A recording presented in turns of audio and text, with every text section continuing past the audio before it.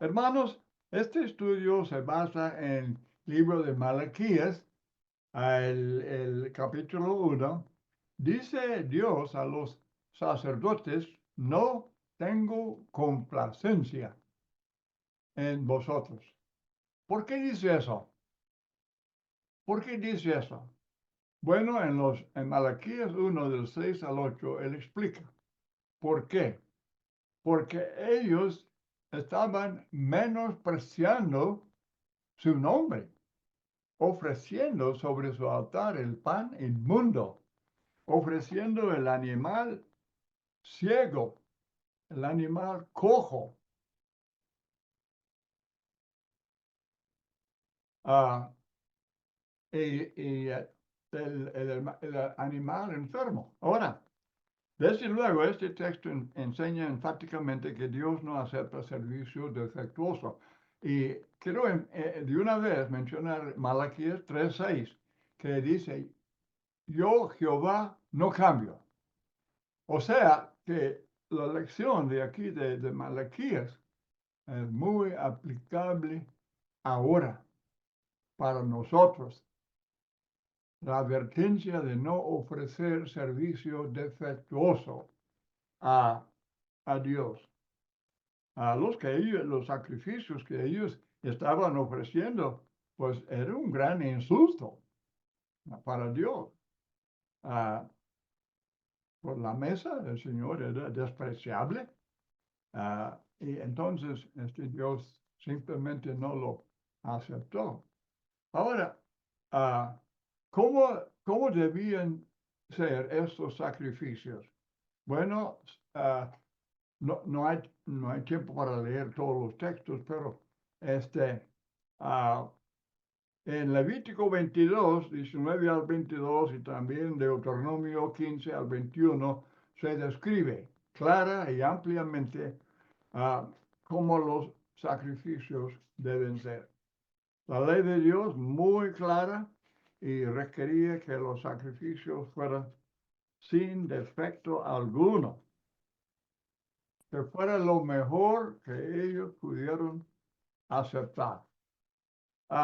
Otro texto muy importante en conexión con este estudio es allá en 2 Samuel 24, 22 al 24, cuando David dice, no ofreceré a Jehová mi Dios holocaustos que no me cuesten nada.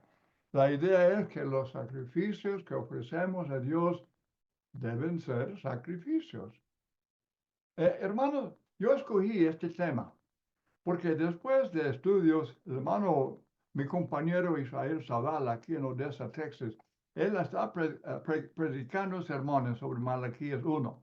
Y luego se me ocurre que en el Nuevo Testamento yo busqué en la concordancia tantos textos que hablan de sacerdotes, ¿verdad? De sacrificios, de ofrendas. Es el lenguaje del Antiguo Testamento, pero aplicado espiritualmente ahora en, en la iglesia, bajo el Nuevo Testamento. Y seguramente aplicables con la misma fuerza con nosotros. Por ejemplo, comenzamos con Cristo, el sacrificio perfecto, ¿verdad? Juan 1, 29 y 36. El día siguiente Juan vio a Jesús que venía a él y dijo, he aquí el Cordero de Dios, el Cordero de Dios que quita el pecado del mundo. Luego Juan 1:36, cuando hubieron comido, Jesús dijo a Simón Pedro, Simón, hijo de Jonás, ¿que me amas más que estos? Le respondió, sí, Señor, tú sabes que te amo. Y Jesús le dijo, apacienta mis corderos.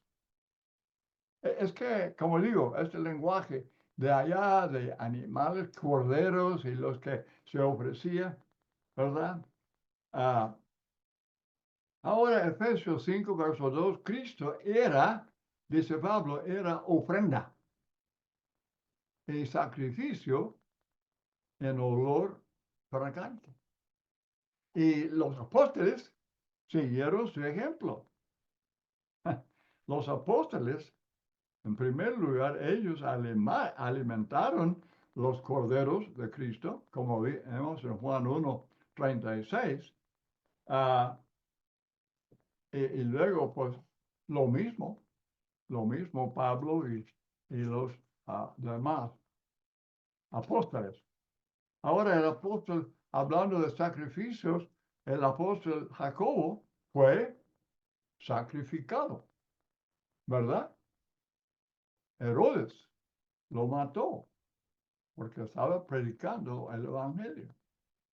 Pablo seguramente fue, ah, él era un sacrificio por Cristo porque él fue azotado, fue encarcelado, Hechos 16:22-24, y fue sacrificado. Segunda Timoteo 4:6, yo ya estoy para ser sacrificado.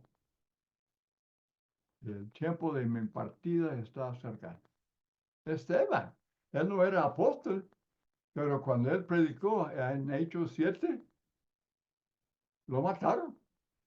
Es que como él fue ofrecido como un sacrificio por Cristo, lo apedrearon. Bueno, otros apóstoles eran azotados, encarcelados, como vemos en Hechos 5. Ahora, Dios no tiene complacencia si no obedecemos su palabra. Uno que no obedece la palabra de Dios, no obedece a Dios, desde luego. Por eso el Señor quiere que todos obedezcamos el Evangelio del corazón, el Evangelio de acuerdo a la palabra de Dios. Dios, por eso es indispensable que el obedecer el Evangelio, esto significa tener los oídos abiertos para oír. La fe viene por el oír, ahí desde luego por leer las escrituras. Luego explicar que el arrepentimiento, hermanos, es muy necesario y mucha gente necesita una explicación amplia de esta palabra. Arrepentirse. Esto es producido por un corazón contrito. Hechos capítulo 2:37, los 3,000, cuando Pedro explicó que ellos habían crucificado al Mesías, fueron compungidos de corazón. Y Pedro les dice, arrepentíos, arrepentíos. Desde luego, confesar a Cristo necesita mucha explicación. Para estar seguro que estamos haciendo la confesión de fe en Dios de manera perfecta y no de manera defectuosa. Es un poco preocupante que la gente simplemente diga, oh, sí, yo creo que Cristo es el Hijo de Dios, pero ¿qué significa? Hijo de Dios significa Dios en el sentido de Emmanuel, Dios y hombre. En el principio, Dios, el creador. En el principio, Dios creó el mundo, tierra, los cuerpos del cielo y todo eso. Y luego Dios dijo, hagamos al hombre a nuestra imagen. Así es que Dios es palabra plural, Padre, Hijo, Espíritu Santo. Por eso cuando confesamos a Cristo, para hacerlo de una manera completamente aceptable, hay que entender la deidad de Cristo. Él era Dios y llegó a ser hombre, Emmanuel, Dios y hombre. Luego Hebreos 13:16, y de hacer bien y de ayuda mutua, no os olvidéis, porque de tales sacrificios se agrada a Dios. Pero esto es después de confesar a Cristo como el Hijo de Dios y luego ser bautizado. Y hay que explicar que eso es sumergido. La palabra bautizo es palabra griega no traducida. Hacemos bautismo, pero la palabra es sumergido en agua, como vemos en varios textos. Juan y Jesús bautizando ahí en el río Jordán, y que el etíope dice: aquí hay agua, que impide que sea bautizado. Entonces, Mateo 28, 19, bautizar en el nombre del Padre y del Hijo, del Espíritu Santo. Todo esto para que la obediencia sea completa y perfecta y no defectuosa. Y luego bautizado para perdón de pecados, Hechos 2:38. Para ser salvo, Marcos 16:16. Obedecer al Evangelio de Cristo, pero de acuerdo, exactamente de acuerdo a la palabra de Dios. Dios no tiene complacencia, entonces, en la persona que supuestamente obedece al Evangelio, pero ni siquiera entiende lo que significa oír y creer y arrepentirse y confesar y ser bautizado. Hay que haber entendimiento para obedecer correctamente. Y luego entender que los bautizados, así bíblicamente, que sean añadidos a la iglesia de Cristo, que sean añadidos a la iglesia que Cristo edificó, la iglesia por la cual Cristo derramó su sangre, la única iglesia de la cual leemos en la Biblia. Sumamente importante, hermanos, es muy importante que enseñemos esto a la gente, explicar la diferencia entre la iglesia que Cristo edificó y las muchas iglesias y denominaciones que los hombres establecieron después, que ni se mencionan en la Biblia. Hay que entender esta iglesia, su identidad. Hay que entender que hay que hablar de la iglesia con lenguaje bíblico. Es el reino, es el cuerpo de Cristo, es el rebaño de Cristo, es la esposa de Cristo. Usar palabras bíblicas para identificar la iglesia de Cristo.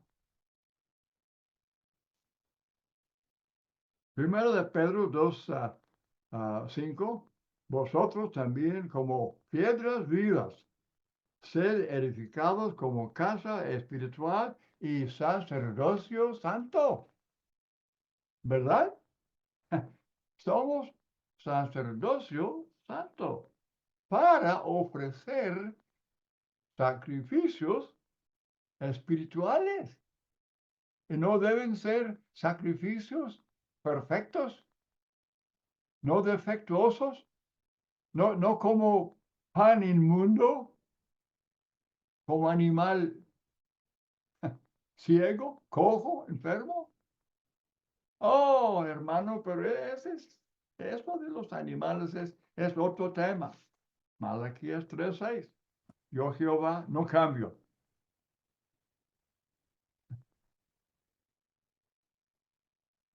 Si alguien piensa que ahora Dios acepta un servicio menos perfecto, un servicio defectuoso en la iglesia.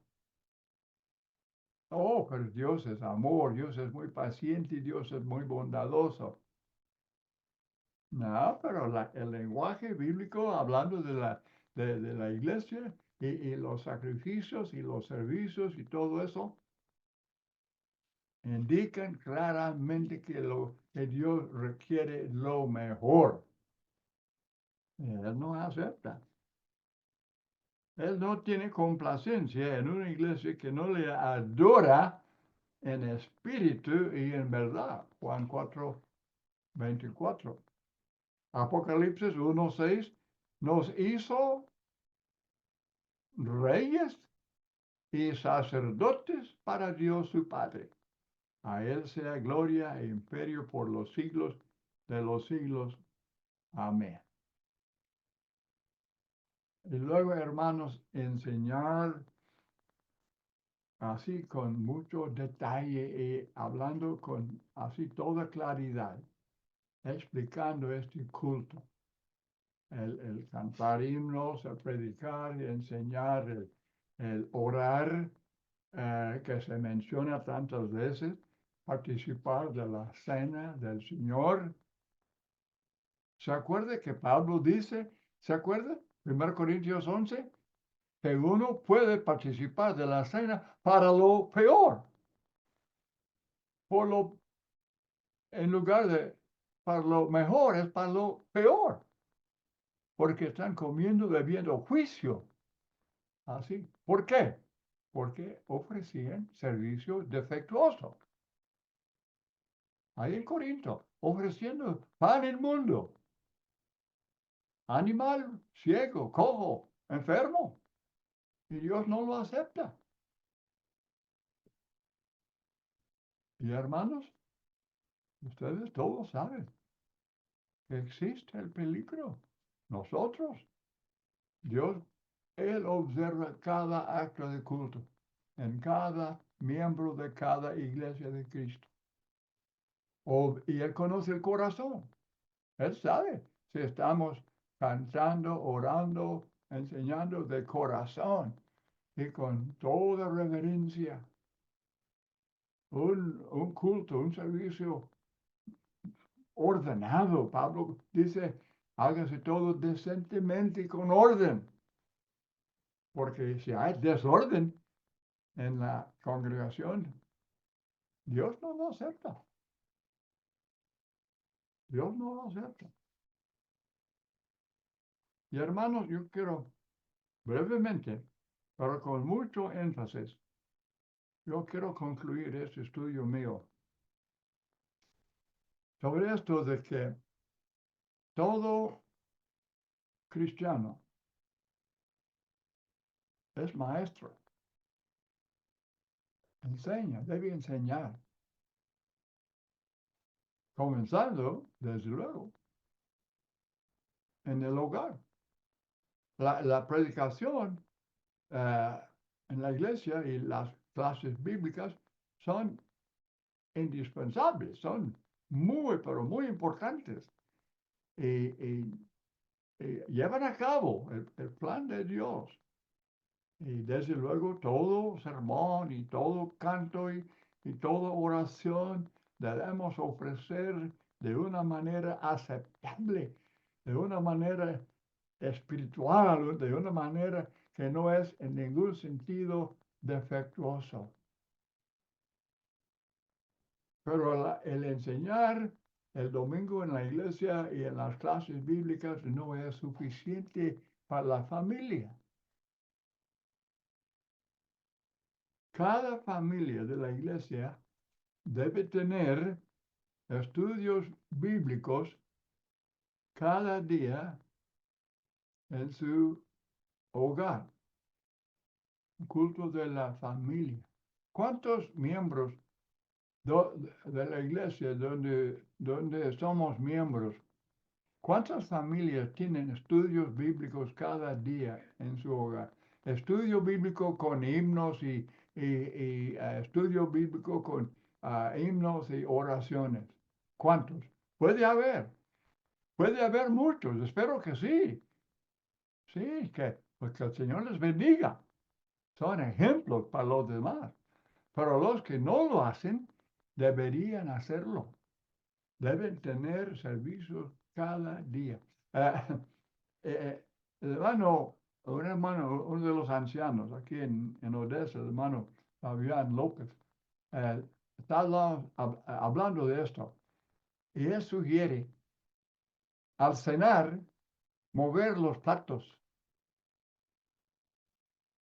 y poner himnarios y Biblias cada noche, cada noche.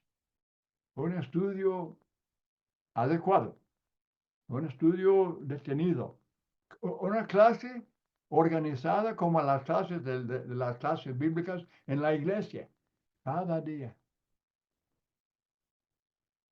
Y todo esto que estoy hablando, el plan de salvación y los 5 actos de culto y todo eso de los primeros, decimos, los primeros rudimentos, la leche, la palabra, estar seguros de que cada hijo, cada niño, cada niña hayan aprendido estas cosas desde los primeros años, desde los primeros años, y que haya evidencia de esto, que en estos estudios bíblicos en el hogar, y esto también es buena idea para las clases bíblicas en la iglesia, pero que los hijos, habiendo oído una lección, digamos, pues, sobre el plan de salvación, que cada hijo, cada hija repita esa lección con todo y textos. Y si no pueden, entonces repetir la lección para que ellos la aprendan, para que puedan en esa clase repetir esa enseñanza, para que sea de ellos, que sea enseñanza de ellos. Ellos pueden enseñar eso. Es su creencia, es su convicción. No es simplemente me dijo mamá o me dijo papá, es creencia de ellos. ¿Se acuerda? Yo tengo un sermón que estoy predicando sobre Manasés de 12 años, de edad, teniendo padre Ezequías, un hombre bueno, un hombre fiel, ejemplar. Manasés, a la edad de 12 años, él no siguió al padre, él comenzó a practicar las cosas más abominables de los paganos. Y hay que preguntar qué tanta enseñanza recibió. El buen ejemplo no es suficiente. Puede, en la iglesia de Cristo, puede haber padre y madre, muy buenos ejemplos, pero los hijos tienen que ser enseñados, que aprendan la Biblia, que aprendan y que puedan repetir el plan de salvación y los actos de culto y los detalles de la santidad de vida y todo eso. Hermanos, esto de repetir que los hijos, desde el más pequeños, que repiten lo que están oyendo. Que no simplemente digan que sí, que no, que ellos mismos de su boca hablen a sus hermanos o a la clase bíblica, a los que estén con los cuales está conversando, repetir la lección para imprimirlo en la mente, para que sea, para que sea bien fija en su mente.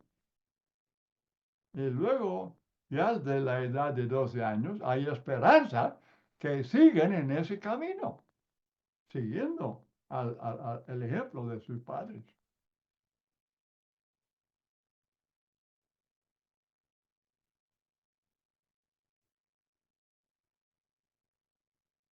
Yo sé que habrá hermanos, tal vez. Yo no estoy juzgando a nadie porque yo no conozco, desde luego. Aquí en esta audiencia tenemos hermanos de varios países y son de varias congregaciones. Y ustedes sabrán, en cuanto a la práctica de los miembros, cuántos de ellos están teniendo estudios bíblicos cada día. Ok. Entonces, este, ah, si alguien dice, si algún hermano dice, o alguna hermana, si dicen, hacen excusa, dicen, no, no, hermano, pero no hay tiempo. No tenemos tiempo. Usted no se imagina tantas actividades. Ok, hermanos, escúchame. Todo el día Ahí están. Toda la familia, todo el día, en el trabajo, en la escuela, en los asuntos de esta vida, de asuntos terrenales. Y luego, aún después de cenar, antes de acostarse, no hay tiempo para estudiar, leer, estudiar la Biblia, cantar himnos, orar a Dios. La familia, ¿cuándo? La familia, cuando enseña a sus hijos. Oh, pero eso de la iglesia basta. No, señor, no basta. No es suficiente. Los hijos necesitan y merecen estudios detenidos, formales, organizados, estudiando un libro bíblico o estudiando, como ya he mencionado, ¿verdad? El plan de salvación o a los actos de culto y asuntos bíblicos, ejemplos de tantos personajes bíblicos, ejemplos de conversión, hechos, todos los ejemplos de conversión. Deben aprenderlos, texto por texto, tenerlos en mente, tener entendimiento de estas cosas, para no desviarse, para no ir al mundo, para que no vayan a una iglesia humana. ¿Cuándo? Ok, usted me contesta. Ya, y usted dice, a mí me dice, oh, hermano, no tenemos tiempo. No tenemos tiempo de simplemente mover los platos y traer himnarios No, pues en la noche todavía hay tareas de escuela y hay otro trabajo y que tenemos dos trabajos y no hay tiempo. ¿Ok? ¿Cuándo? ¿Cuándo? ¿Están diciendo que nunca? ¿Que no hay tiempo para Dios, para estudio bíblico en la familia? Y hablamos, decimos que somos la iglesia verdadera, la única. Hay que ser consecuentes.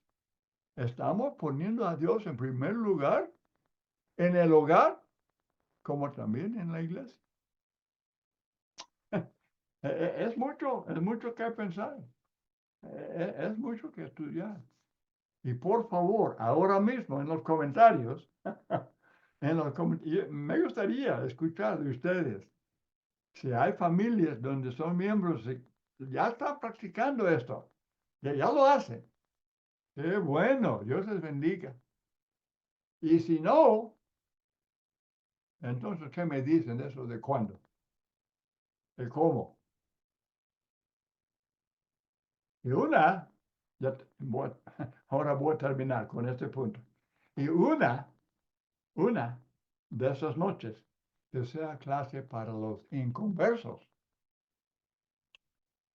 El estudio bíblico en el hogar con los parientes, y compañeros y amigos, los conocidos, es importantísimo.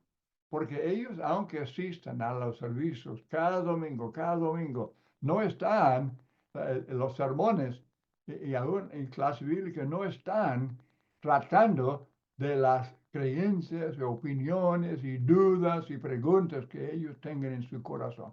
Eso es en un estudio, todos sentados a la mesa con Biblias abiertas y que ellos hablen, que ellos expliquen cuáles son sus creencias y dudas y preguntas y todo. Y usted con la Biblia abierta, dígales, busque tal texto, búsquelo en su propia Biblia, búsquelo.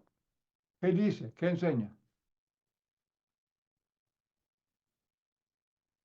Hermanos, ¿cuántos miembros de la iglesia se han convertido de esa manera?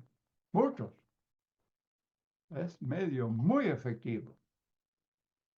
Yo sé que repartir folletos es muy importante. Yo sé que predicación por internet o por la tele es muy importante.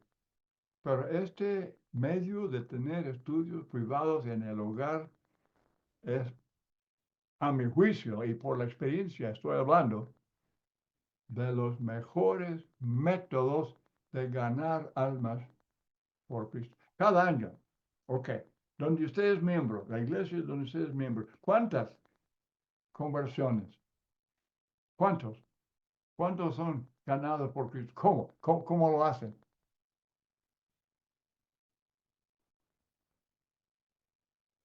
Cantamos los himnos. Trabajar, trabajar. ¿Cuál es? ¿Verdad? Trabajar y orar. ¿Cuál es el trabajo? Hermanos, este es el trabajo más importante de la iglesia.